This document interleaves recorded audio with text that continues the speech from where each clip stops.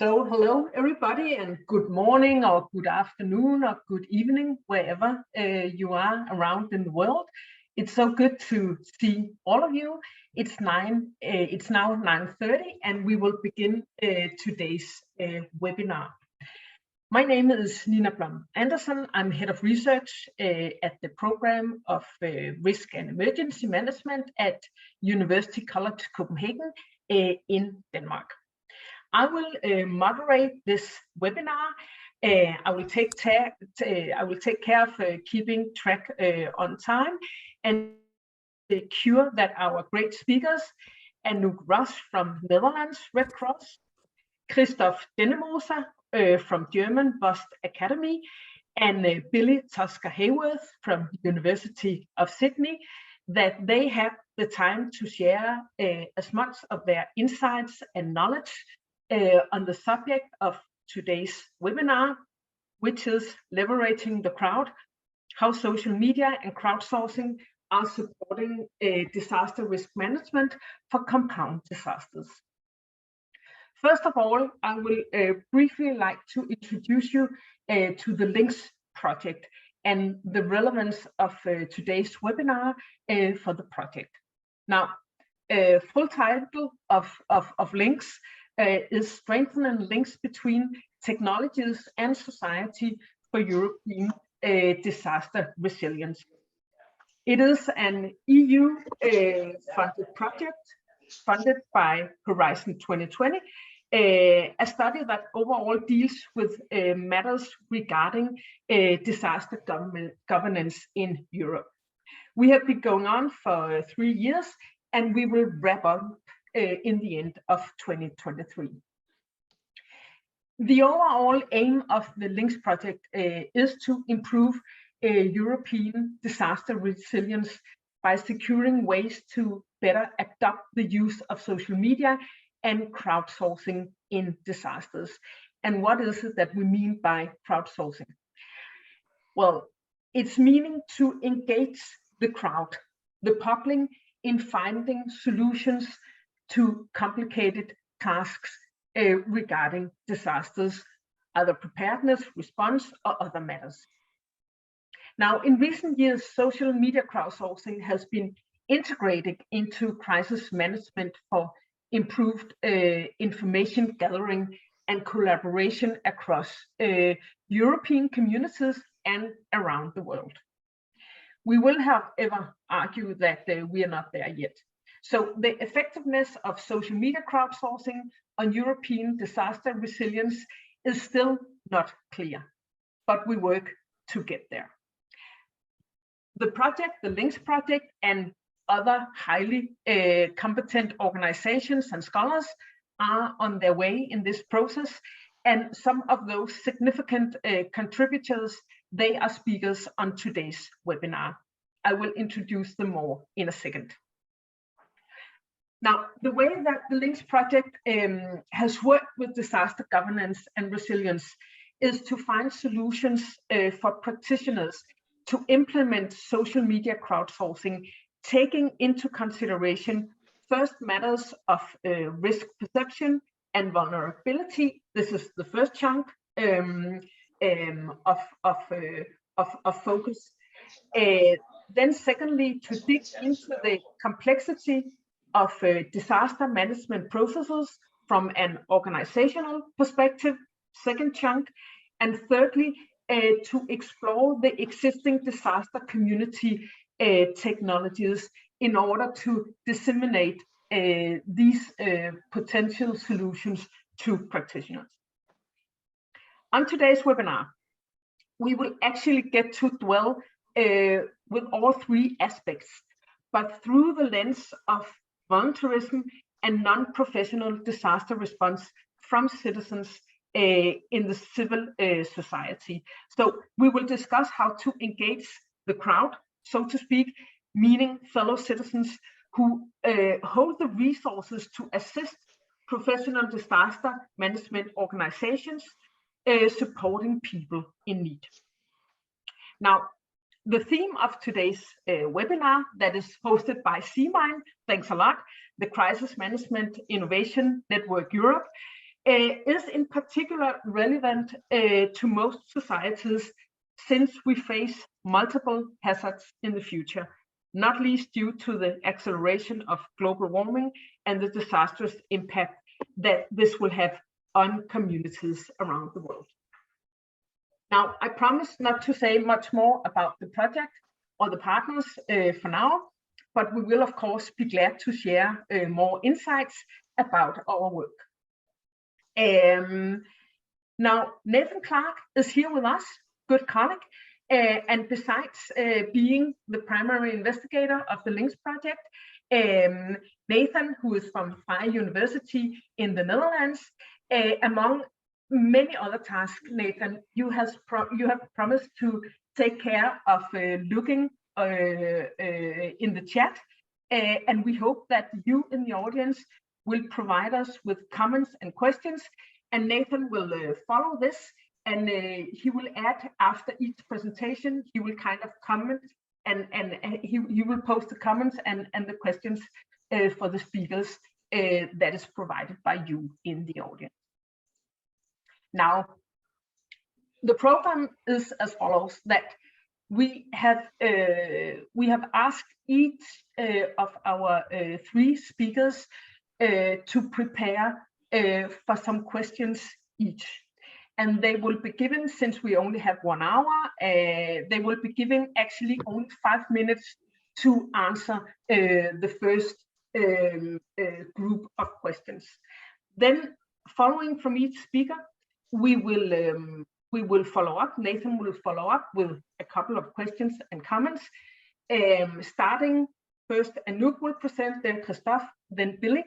And then after each presentation, or after following from the 3 presentations, we will have a joint dialogue on a question, on a matter that is highly relevant to all 3 speakers. So we begin with you, Anouk. A short bio on you. You have a master's degree in international security.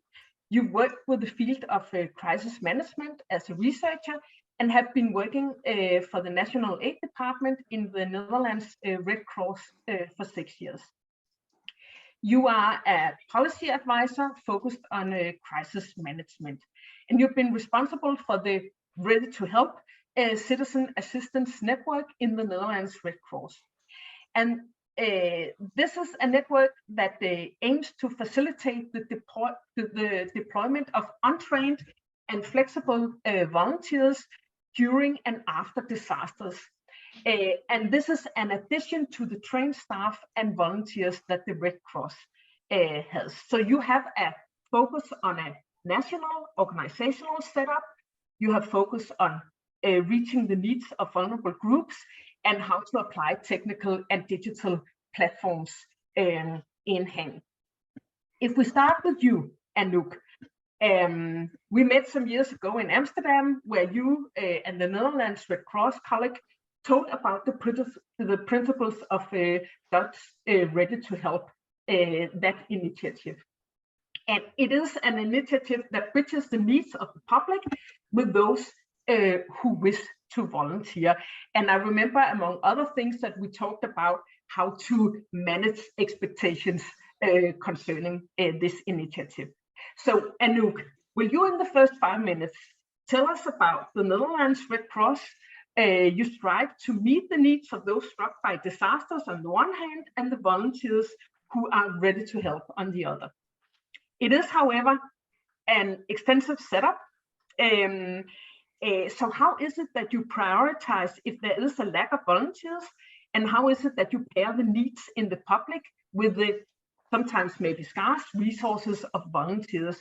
And how is it that you pair those needs with the expertise of certain volunteers? So Anouk, you are having 5 minutes presentation, and I will keep track on time. And then please provide us with comments and questions for the first speakers, following from Anouk's 5 minutes. Thanks, Nina. Great introduction, and thank you very much for having me here today. It's a great opportunity to share some of our experiences. So maybe to start off, thanks for the introduction as well on the Ready to Help network.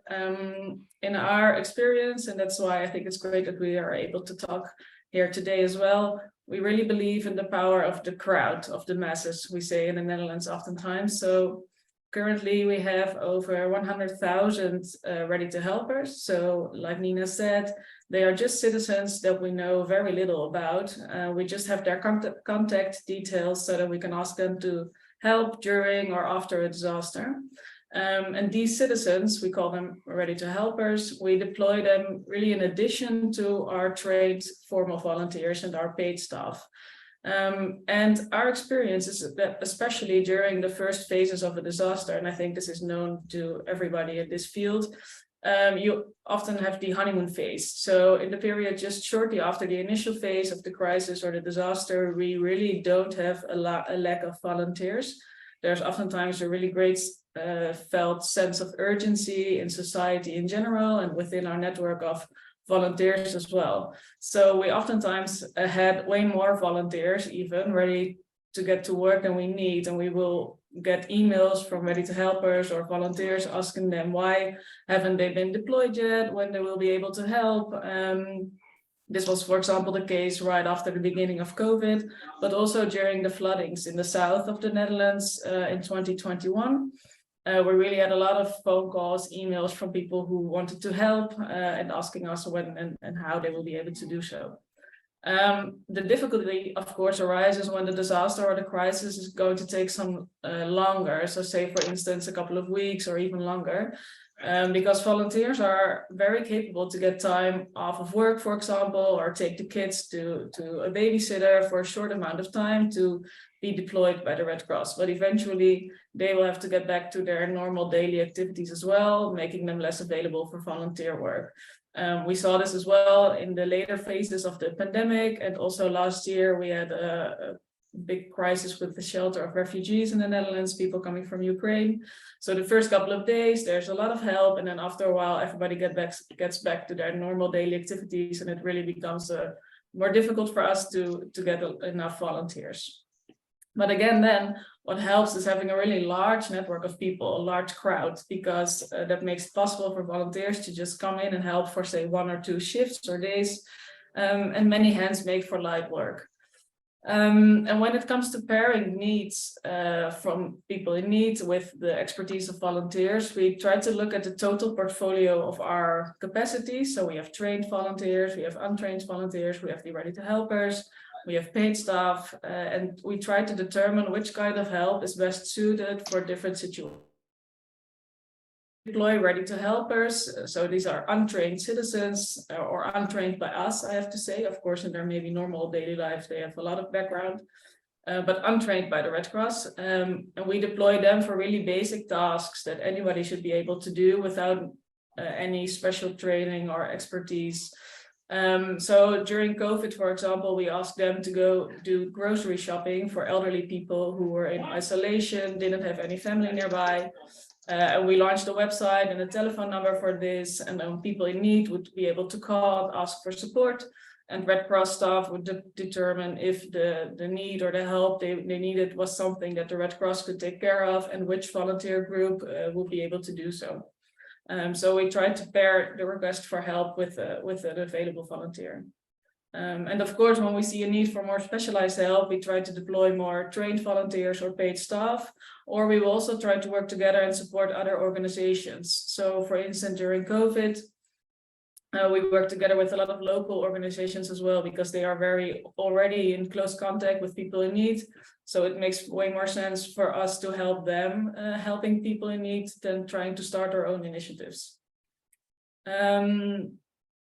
And sometimes also we would ask the Ready to Help network, for example, for specific skills. So we just ask to the crowd who speaks a certain language, who can help us translate in a certain location, for example. And then for your final question about prioritizing, as a Red Cross in general, this is an international focus mission. We focus on the most vulnerable people in society. Really, in addition to maybe the governments or the authorities who focus more on helping the most people, we try to help maybe also smaller groups, which are the most vulnerable. Of course, oftentimes it's quite difficult for us also to determine who are these people, who is the most vulnerable. And sometimes these are different groups than the groups that the authorities are prioritizing. So for example, during the pandemic, of course, there was a lot of focus from the authorities on supporting the hospitals, the patients in the hospitals, and we also supported that with volunteers. But in addition, we started a separate campaign to help volunteer doctors to give COVID vaccines to illegal migrants in the Netherlands and to homeless people, because these were two groups that were really, nobody was taking care of, nobody was giving attention to. And in our view, there was a group that was very vulnerable because they didn't have any access to medical care or other formal kinds of support. So groups we are always thinking about are the people without a network, without rights, so undocumented migrants, homeless people, people who don't speak the language, people without any network to support them. And we try to really always have an eye out for those people, depending whatever the situation is. So that's for now, I think. Yeah. Good to hear. And we will get back on what are some of the challenges and how do you kind of prepare for upcoming for the next years and upcoming incidents. Yeah, thanks a lot, Anouk. Christoph, you're next. Christoph Dennenmoser, a short bio on you. You are a paramedic, a public worker and disaster manager with German Red Cross. And you experienced the use of social media in disasters after the Haiti earthquake in 2010. So, and in the same year, you joined the network Humanity Road. In this time, you also joined the Disaster Digital Volunteers of the American Red Cross and engaged in the efforts of promoting the VOST idea in Germany.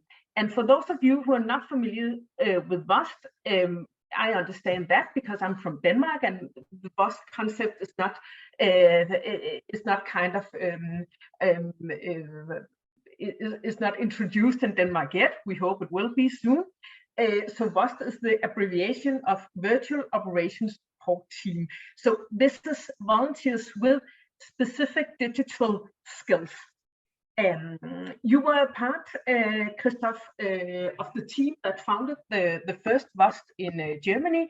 And to further promote the development of VOST, you were co-founder of the VOSTacademy in 2021, of which you are president today. So you are having to a large degree also a focus on an international, a really large setup and knowledge of how to apply digital platforms. For those of you who are not familiar with the VOST organization, it is fascinating to think, I think so, or I believe of the potential of this setup, where digital volunteers can support kind of the information gathering regarding an operation real time. But Christoph, will you tell us, in which operations did you manage to engage volunteers for VOST in a way that you believe had a substantial impact on the affected citizen? And on the other hand, were there any operations where you believe that you met obstacles, maybe due to lack of volunteers or lack of volunteers with specific competences? So your experience with obstacles between maybe also the virtual volunteers on the one hand, and on the other hand, the responders on the ground, for example, regarding information sharing, coordination or validation. Yes, thank you very much, Nina, for the nice introduction. Yes, I'm very happy and feel honored to being able to present here. Originally, my engagement in digital disaster response was such an impact. I started using Twitter in January 2010 after testing out some other social media platforms also, because I love the combination of disaster management and public work through social media. And so I joined Twitter, and then there was the earthquake in Haiti, and I connected to many interesting people. And then there was this pulmonologist doctor. She runs tuberculosis clinic in Port-au-Prince, and she posted she had to triage who is getting oxygen and who not, and how hard it is for her that she has to decide who gets oxygen and who not, because she wasn't able to produce oxygen due to the lack of an aggregate or a generator. And a few minutes later, there was a small Irish charity, and this guy posted, I have a generator with me, and I don't need it. So if anyone is in need of it or can use it, I will give it for free. So I was able to connect them.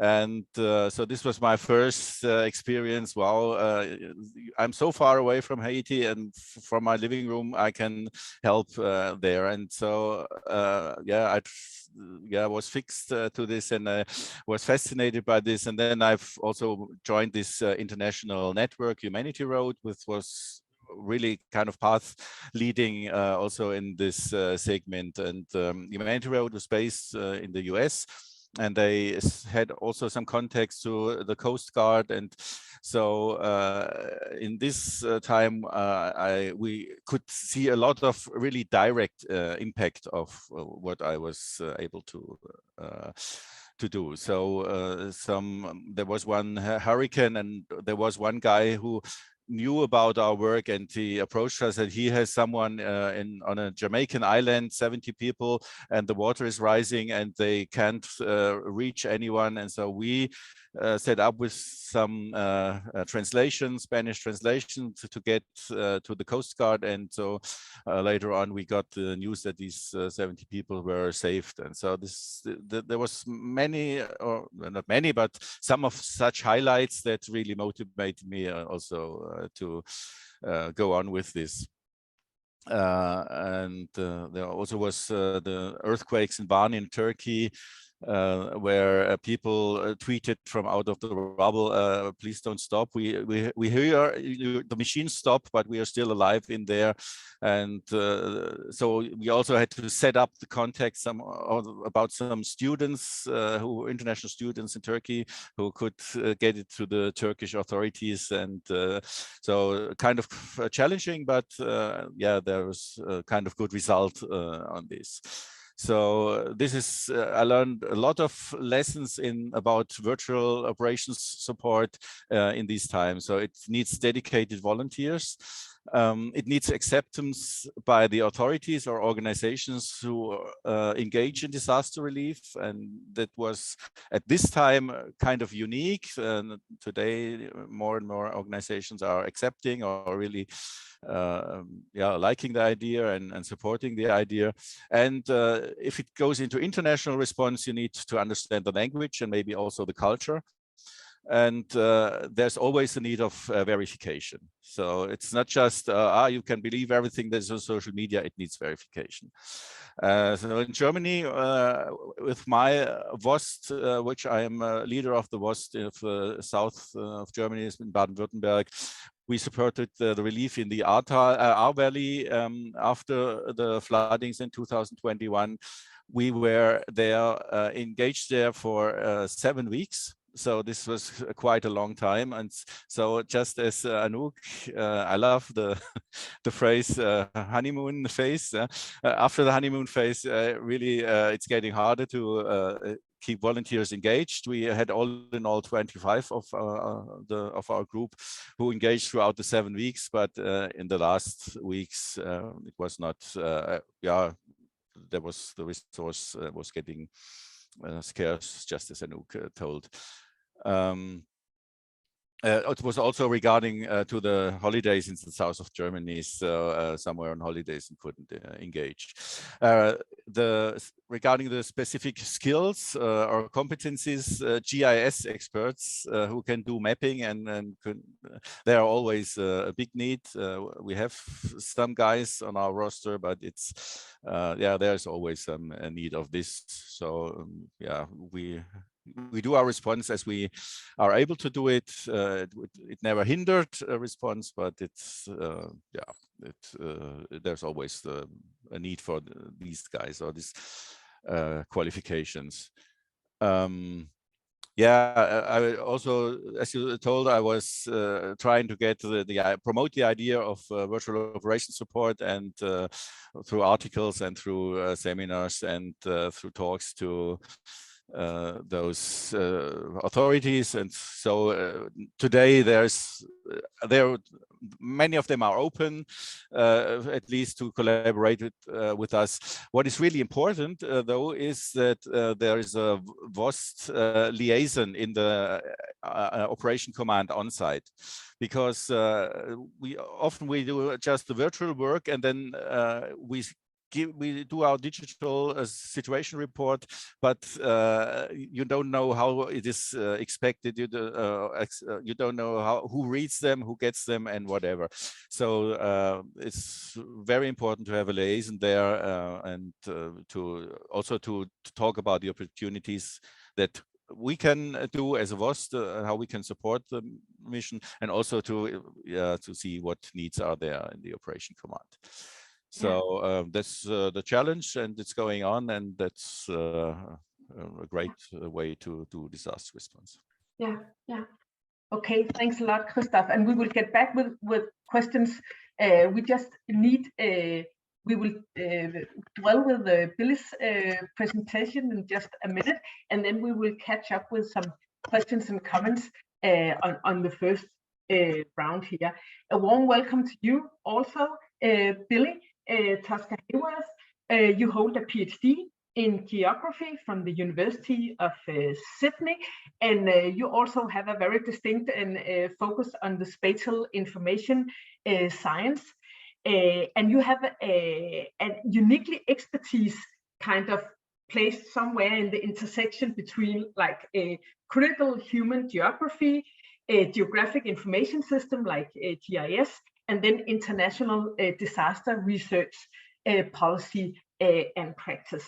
So your main research projects, there have been many over the past decade. They are very extensive, and those we will have the time to talk about today.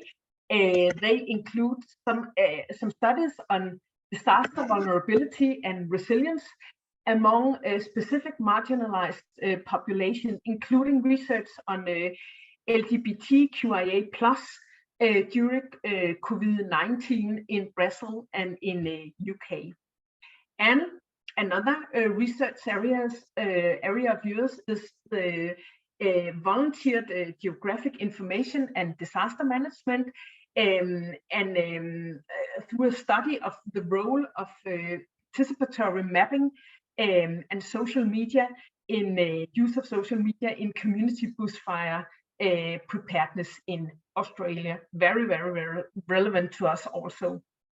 Now, you work with universities, government and non-government organizations and communities on geography, disaster, humanitarian projects.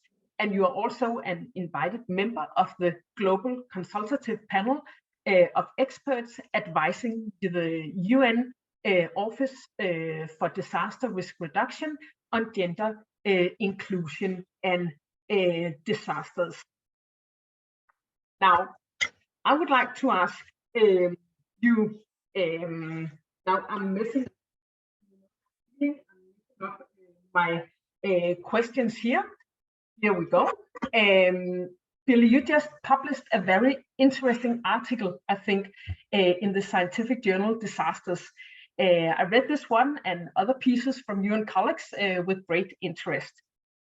So when we hear about the Netherlands Ready to Help and the VOST systems, these are examples of extensive national and international setups that organize volunteering and disaster assistance. But you, on the other hand, you argue for smaller and more targeted solutions. And you state that the best way to meet the needs of those exposed and vulnerable in minority groups, that is that they actually are assisted and helped by peers.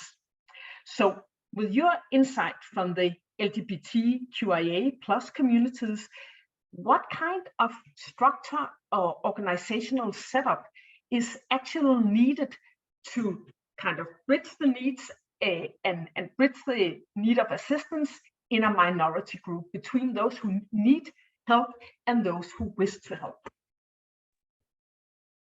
Well, thank you. Thank you for having me. It's very kind to be invited, and it's nice to know someone reads my papers. That's nice.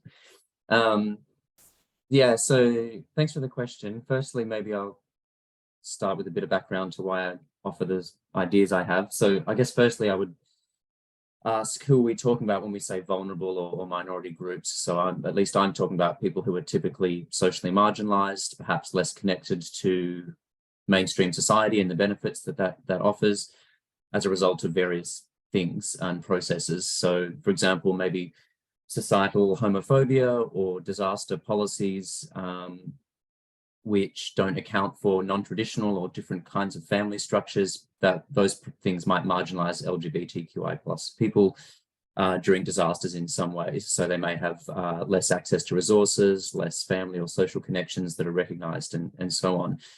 Or maybe a group like asylum seekers who, among many other challenges, may be living in temporary or poor housing, or economically disadvantaged with limited work rights or employment opportunities, so thus increasing their vulnerability to withstand any impacts of disasters. So there are many other groups that we could be talking about who are marginalized and vulnerable for various reasons. But so I would just say that these groups, owing to that marginalization and reduced access to a range of resources, may also be less likely to contribute in online efforts to support disaster management or response. Maybe they don't have internet access, maybe they don't speak the languages of the platforms, maybe they don't have time, maybe they have other priorities, they don't have digital literacy, maybe some spaces online aren't very welcoming or deemed safe for them. So for example, some people may find social media transphobic or racist. So these kind of large scale crowdsourcing or social media efforts, have a lot of use, and I've argued that in papers as well, but I also think we need to remember that they often capture or only represent a particular subset of populations. And I'm not saying anything new there, that's just digital divides, and maybe most of us understand that. But what that means for me is then, can we think about other ways to engage those minority groups or populations in preparedness, response, and recovery? And there may be smaller initiatives or more targeted things for specific demographics or locations or issues that we could look to. And so the research that Nina mentioned during COVID, through interviews with various LGBTQI+ people in Brazil and the UK during the first wave of the pandemic, really showed a few key things, but one very important thing was that existing community groups and networks were really important for coping during that time for LGBTQI+ people. And those groups largely existed before the pandemic, so they weren't necessarily new spontaneous things. They existed beforehand, and they shifted their focus perhaps, or their activities obviously online, to support each other or their peers. And some people felt that official government responses to the crisis were not accounting for their specific needs, but they found people like them, or people they already knew with shared experiences, were more able to support them and meet their needs. So that leads me to start to think about, well, what other structures or smaller approaches, more targeted, can be effective. Really, I guess I'm talking about to support the resilience of these groups. So not just vulnerability, right? But this is a resilience capacity that minority groups often have, that they've developed through marginalization to support each other, often with the best knowledge about their own lived experiences. So in terms of structures or setups that might enable that, it touches on ideas that have already been said, but one approach would definitely be for organizations to connect with those existing community groups. So don't try and replicate things that exist, but support what is already working and already happening with whatever resources are available. Another one, which has already been touched on, is to have members of minority groups, LGBTQI+ or otherwise, included in meetings and other spaces where decisions are made about them, or about vulnerable people, or about, you know, community responses. So that could be specific people set up as liaison personnel, for example, or regular engagement through various platforms and meetings that could facilitate that, resources permitting. But then the last thing I would say is just that some of the same tools that happen or that we use for large-scale crowdsourcing could be used on a much smaller scale. So it could be a community-dedicated Facebook page, for example, which I've seen work really well in community responses to disasters, or something from my PhD work, which was the Bushfire Project, looking at community mapping and crowdsourcing for people being prepared for bushfires, showed that community-based mapping, so I'm talking about people sitting around paper maps, drawing on them, sharing information, but also on an online platform that was just for them. Both of those systems showed that local people increased their awareness of local risk, but they were also more engaged because they were more socially connected to each other. So the main benefit was learning about each other and learning what needs and resources and so on they had amongst themselves. So I think, yeah, harnessing what communities are already good at in minority groups, which is often social connection, local knowledge, and so on. And those maybe don't always fit with these large scale crowdsourcing systems where you don't really know a lot about the people who are contributing. So I think it's a tricky area still with a lot of thinking to happen, but I think the one size fits all approaches don't work when you think about minority groups. So I'll leave it at that for now. Thanks a lot. Nathan, will you help me catch up with the questions and comments for Anouk, Christoph, and Billy? And very interesting to hear about your experiences, both the potential, but also kind of some of the obstacles that you have experienced, and suggestions for solutions on both large and small scale, where you ended, Billy. Nathan, will you post some questions or comments? Yeah? So I have two questions for Anouk that have been posted in the chat, but before I jump to her, I just want to ask Billy a quick question since he's just finished up.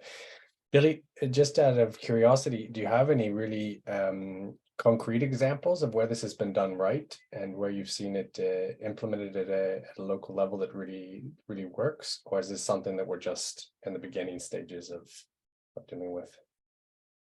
Yeah, that's a good question. Maybe I have to go and do some more research, but I think I would still say beginning stages. I think a lot of it is maybe about resourcing, and it's certainly not easy, but maybe easier to build a platform and see who contributes or have a disaster policy that is for all of society. But this actual work with small target groups is very time consuming and can be expensive, and relationship building needs to happen, you know, so I'm not pretending any of this is really easy. The one thing I would say though is with the fire service in Tasmania, the state of Australia, it wasn't about minority groups necessarily, but it was a small scale kind of mapping, crowdsourcing, small crowd effort.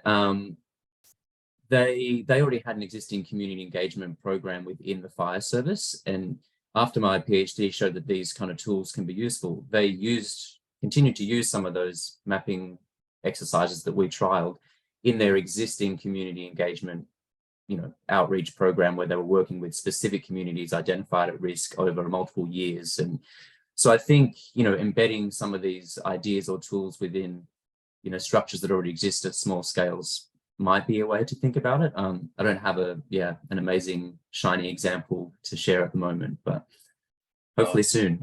Thanks a lot. No, I ask also because part of what we're doing in the project at the moment is collecting use cases of really good applied examples that others can learn from, and we put that inside the Links Community Center, our platform. So any examples in that regard, also from the audience, please let us know, share with us, or you can also actually add them yourself, but we're happy to put them in too.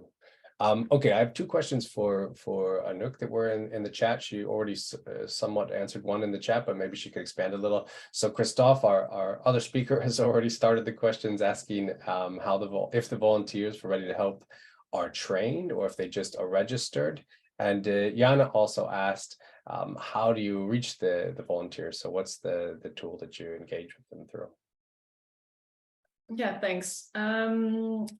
Basically, in general, our Ready to Helpers are not trained by the Red Cross when they register before they are deployed. So they do, after their registration, get online access to some really general e-learnings on the Red Cross organizations, our values, ground principles, etc. So just for them to know what kind of organizations they are registering to and what the network is all about. And then the basic idea is that they get on-site instructions. So that's why we say we just deploy them for really basic things that anybody should be doing, should be able to do, like filling out sandbags or laying down sandbags or helping people just with really basic tasks. We do have some exceptions. For example, we have a cooperation with the police department in some areas. When looking for urgent missing persons. So the police often really needs a lot of people to help search, for example, a large area, and they will want the help of citizens to search some specific area, because that's really a high time, how do you say it, urgent situation. We don't have a lot of time to do an instruction on site. So for that specific help, we do ask Ready to Helpers to do one evening of training with the police together. We give them a training on how such a search action will work and what they should be looking out for. But that's really the exception. We try to limit the amount of instruction needed beforehand for this group specifically. Of course, for our other volunteers, it's a different situation, but really for Ready to Helpers, we try to minimize the trainings. And then the second question was, how do we contact them? So basically we have 3 ways of contacting them. We have an application. So on our cell phone, people can install an app and they will get a notification if there is something happening in their neighborhood. They can set up some settings on how, what kind of notifications they wish to receive. We can also send them out emails. So if something is happening, we will send them out an email also for the people who don't have installed the app on their phone, of course. And then lastly, when there's really an urgent situation, we call them on their phone. We have an alerting system, so they will hear a pre-recorded message saying the Red Cross needs your help. Will you be able to come and help? Please press 1 if you're able to go, press 2 if you're not. So that basically 3 ways of contacting the group. Thanks a lot, Anouk. That's interesting, and I think for those of you that are actually based in the Netherlands, you can probably access. Maybe we can put it here in the chat in a bit. You can access the app and become part of the Ready to Help initiative quite easily. I think it's just a matter of registration and downloading it. So Christoph actually posed a follow-up question. Then I'll come back to Billy. That was something I was thinking of too. We're talking about the training of volunteers, but let's flip it around the other way. Maybe this is to all of you, not just Anouk, but in your experience, what we're talking about is bridging really volunteers or citizens with formal authority processes. What is needed in order for, I imagine there are issues of trust, at least what we found in the project, and we know there's there is at least one school of thought that is, these persons might be in the way from formal processes during an emergency. It's complicating things. How do you, in your experience, get past that barrier or those frictions with more formal authorities? What's needed there, and what have you seen in your experience? Maybe start with Anouk, and then if the others have something. Yeah, that's a really good question, and that's something that was one of the main issues when we started as well, and sometimes even now still is. So the Ready to Help network exists for almost 10 years now. We started in 2014. And I think, like you mentioned, trust is really important, and not just the Ready to Help network or the Citizen network, but also the Red Cross in the Netherlands. So we worked in the Netherlands, we as a Red Cross work together with the formal local authorities or national authorities when there's an emergency or a disaster. And I think, first of all, it's important that the local authorities accept that the presence of Red Cross is there in general, which sometimes in the Netherlands is even discussed or debated as well. But then when the cooperation with the local authorities and the Red Cross, I think even now after these years of experiences, when you get to know them and when they get to know us and we get to know them and you work together and you also do exercises together, you have meetings together, really helps a lot in building that trust and building also what you can expect from them and what they can expect from us. And I think what helped us a lot is that in the Netherlands, there was, I think even at the start in 2014, a lot of discussion and experiences with some emergencies where the local authorities really saw firsthand that citizens will come, well, they are there when something happens. So it's not even a question if they will come, but citizens are already present oftentimes. And I think a lot of the police, fire departments had a lot of experiences with citizens being there and seeing the potential of their help, but also seeing the difficulty of managing that. And I think as a Red Cross, they see us as a partner to facilitate and coordinate maybe the uncoordinated citizens that are always going to be there. And I think with the experiences over the last years, we really built that trust and they really saw the potential and experienced the potential. But it took a lot of time and effort, so it's not easy. So we're 10 years further down the road now. And I think, well, we had, I don't want to call luck, but we've of course had some major situations in the Netherlands the last couple of years, which really helped us showing what the help of Ready to Helpers can mean also for the fire department, the emergency services, etc. And that really opened the eyes, I think, of a lot of people. And of course, insurance, accountability, all these other barriers come to mind as well. And as a Red Cross, we facilitate that as well. So Ready to Helpers are insured within the Red Cross.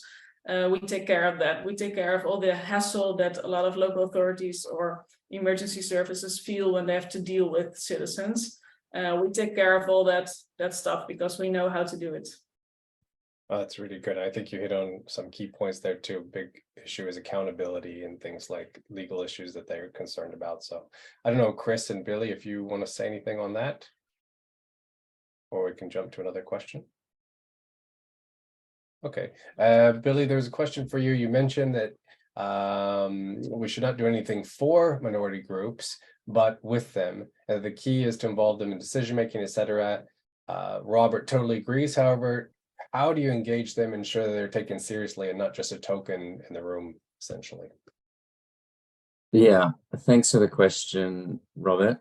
It's not an easy one, but I think, and I might not even have any answer, let alone a good one, but I think, yeah, from my experience, it's a lot to do with the kind of meaningful commitment, and that means a few things, I guess, but I guess one would be time. So rather than sort of engaging a group once and never turning up again, but actually spending time, whether that's, months, years, whatever that is, continually working with groups. So you're building trust, which is something we've just been hearing about, I guess. I think that's really important to work with any group, especially minority groups and in disasters. So I think, there may be a time where there is some hesitancy or questioning about how serious the engagement is, but I think, committed engagement over time is something that helps there.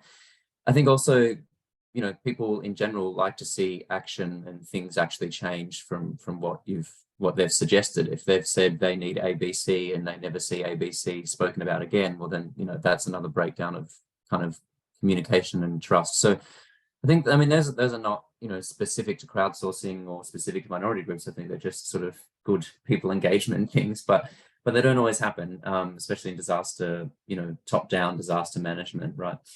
And I guess one other point I'd raise is maybe around a need for sort of some cultural change in a couple of ways, at least within disaster management policy and practice that I've seen. And one is about a shift in valuing different forms of knowledge. So rather than just privileging sort of scientific or government knowledge all the time as the best and most useful, et cetera, but people with lived experiences about their own lives, surely they have the best knowledge often, someone who's lived on their property for 50 years probably knows the landscape and the weather systems as good as someone trained at the Met Office, you know, in the last 10 years. So that sort of idea about citizen knowledge and citizen, not even just minority groups, but just different forms of knowledge. And there are other contexts where we would talk about traditional ecological knowledge or indigenous knowledge as well, particularly in somewhere like Australia with fire management. So I think there's a cultural shift around what we value in official emergency response anyway. And maybe one more element of culture shift, I would say, is just within organizations themselves. So I have a PhD student at the moment looking at LGBTQI plus people within emergency management sector organizations.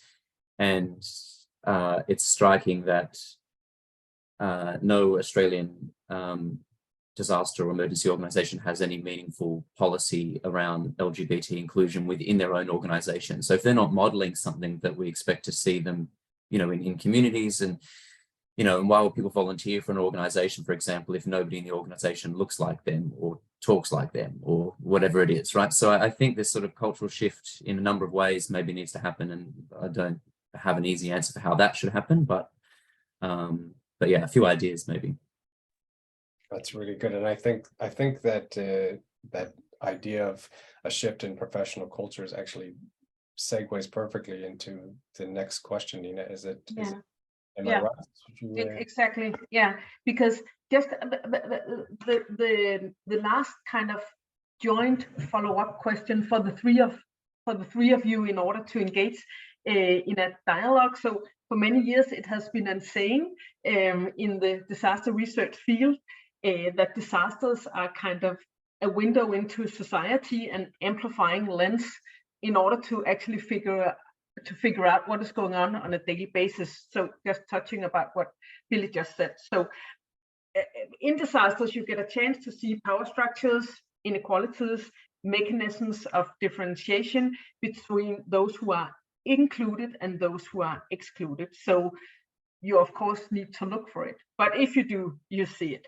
So taking into account that disasters, they will get more compounded in the future, we actually need solutions to act on this. So what are your suggestions for principles of organizing or structuring or finding new directions that can kind of leverage the crowd's engagement in ways that are inclusive and don't leave any groups behind? Who will start on this one?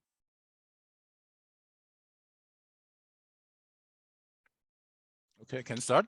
Yes, I think this is a very important part, and I think this is really something where the digital community comes in, because on social media you find all those groups, you find all those people, you find very open asks for needs, or also if something goes wrong.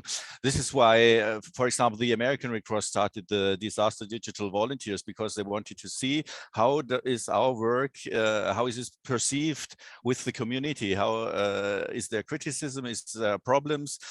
During the Sandy hurricane response in New York, it was very important. They made corrections also on their decisions, because some people complained in this area there is none of the help yet there, something like this. So this is a very good chance to see where the needs are, and also you have to be open-minded. As Billy already stated, if you you have to see, you see the need, and don't say just, it's not of my interest, so I don't look at it. So just be open-minded. So in Humanity Road, for example, we also, and this is also in complementation to what Billy just said, we had one person who was much engaged in animal rescue and animal things, and so she got her own responsibility for animals in disasters. And there was another lady who was in a wheelchair and very sick, and so she was doing about special needs.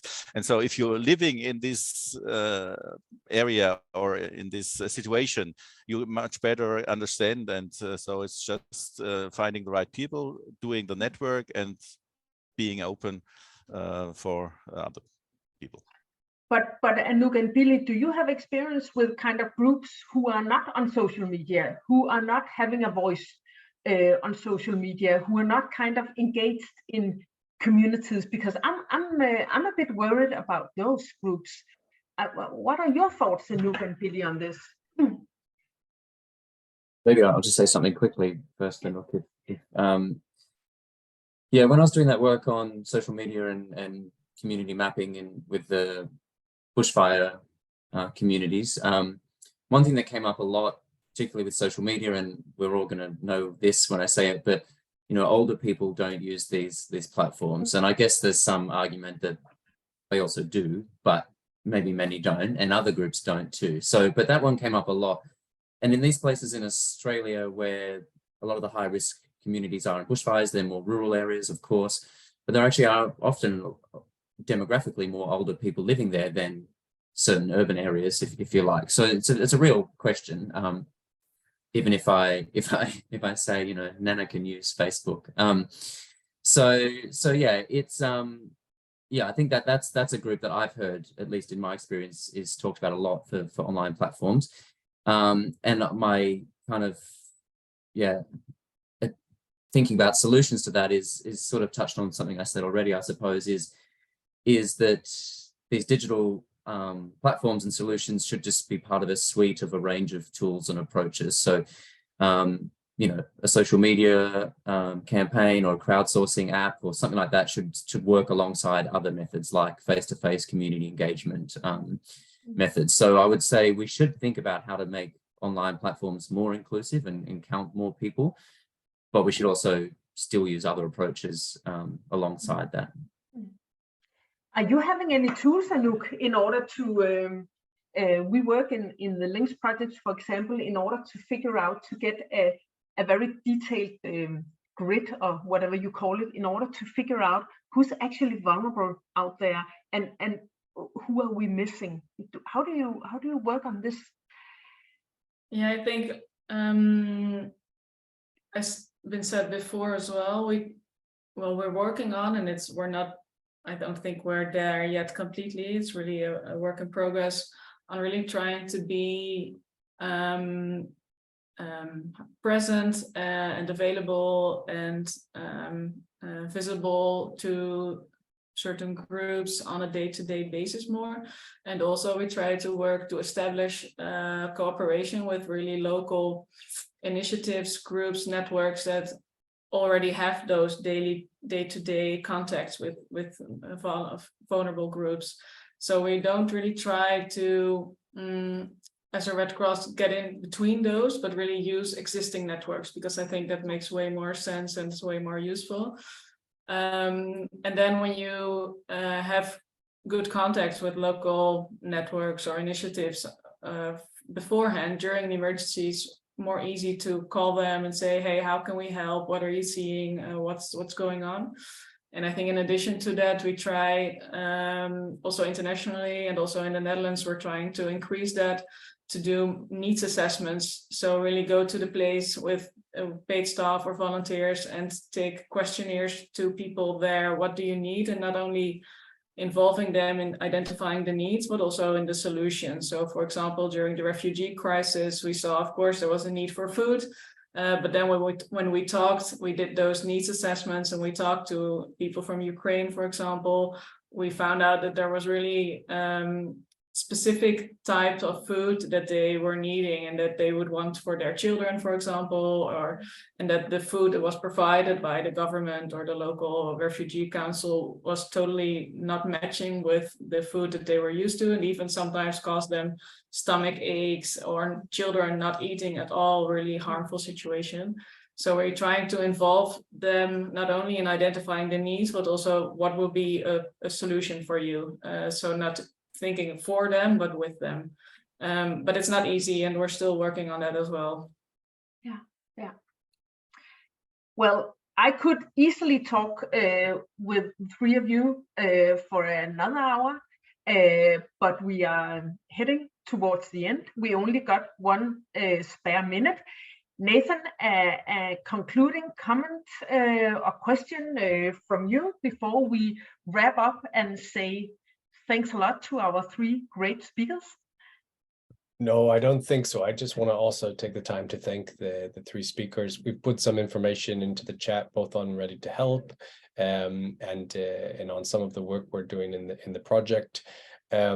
It's an opportunity for you to engage with us and also the speakers. If you'd like to, let us know, and we can always put you in contact one way or the other, and you can engage in some of our upcoming links activities, and we'll have another webinar or 2 coming after the summertime. So you'll be informed of that. But so from my side, thanks a lot, Anouk, Christoph, Billy. Really nice to have you this morning, and a good way to start the week for us. And yeah. Definitely. Thanks a lot to the 3 of you. The session has been recorded and will be uploaded by CMine. We will probably share it with you some way or the other.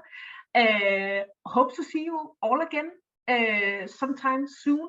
But thanks a lot for joining the webinar, and have a great day. Thanks, Nina, Nathan, and everybody. Thanks, everyone.